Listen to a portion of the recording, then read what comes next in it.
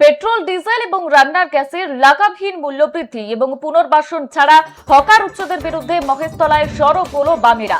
শনিবার সন্ধ্যায় সিপিআইএম এর বাটা মহেশতলা এরিয়া কমিটির উদ্যোগে এলাকায় একটি বিশাল প্রতিবাদ মিছিলের আয়োজন করা হয়। সংগঠনের পক্ষ থেকে স্পষ্টভাবে জানানো হয়, হকারদের বিকল্প জীবিকা এবং পুনর্বাসনের ব্যবস্থা না করে কোনোভাবেই উচ্ছেদ অভিযান চালানো যাবে না। এদিন সন্ধ্যায় মিছিলটি মহেশতলার বাটা মোড় থেকে শুরু হয়। এরপর বজবজ ট্রাঙ্ক রোড ধরে নুঙ্গি মোড় হয়ে নুঙ্গি স্টেশন পর্যন্ত দীর্ঘ পথ পরিক্রমা করে। আর মিছিল জুড়ে একদিকে যেমন রান্নার গ্যাস এবং জ্বালানি তেলের দাম বৃদ্ধির বিরুদ্ধে ক্ষোভ উগরে দেওয়া হয়, তেমনি অন্যদিকে হকারদের রুটি রুজি রক্ষার দাবিতে সোচ্চার হন কর্মী সমর্থকেরা।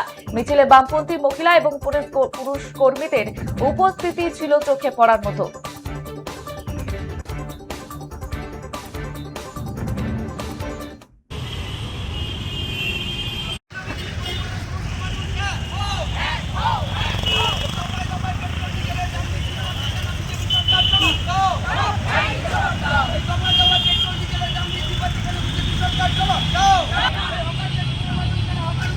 সরকার নতুন সরকার এসছে, নতুন কাজ শুরু হয়ে গেছে।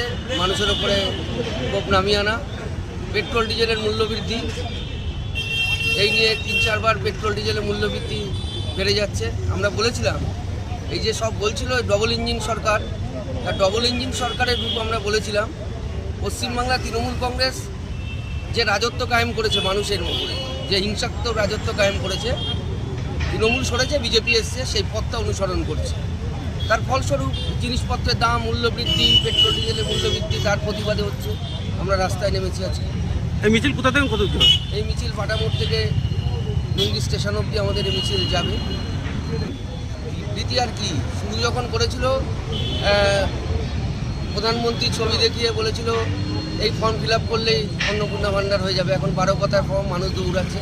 অর্থাৎ বিজেপি সরকার মানুষকে লাইন দেওয়া হবে, ভোটারের সাথে আধার, ভোটারের সাথে প্যান কার্ড, রেশন কার্ডের সাথে ফোন নাম্বার, সব রকম এ কাজ বিজেপি সরকার আসবে, বিজেপি সরকার করবে, এটা চলবে এরকম। এখন এই অন্নপূর্ণা ভাণ্ডারকে নিয়ে মানুষকে লাইনে দাঁড় করাবে।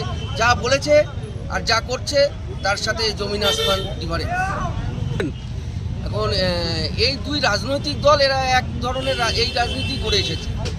আমাদের বক্তব্য পরিষ্কার, রুটি রুজি, মানুষের জীবনযাত্রার মান উন্নয়ন করানো, শ্রমজীবী মানুষের লড়াই। আমাদের বক্তব্য পরিষ্কার যে হকারদের সাথে যে আমরা পাশে আছি। আমরা বলেছি যে পুনর্বাসন ছাড়া হকার উচ্ছেদ নয়, হকারদের মানুষের সাথে আছি। আমাদের লড়াই এটাই, রুটি রুজির লড়াইয়ে নিপীড়িত লাঞ্ছিত মানুষের পাশে আছি।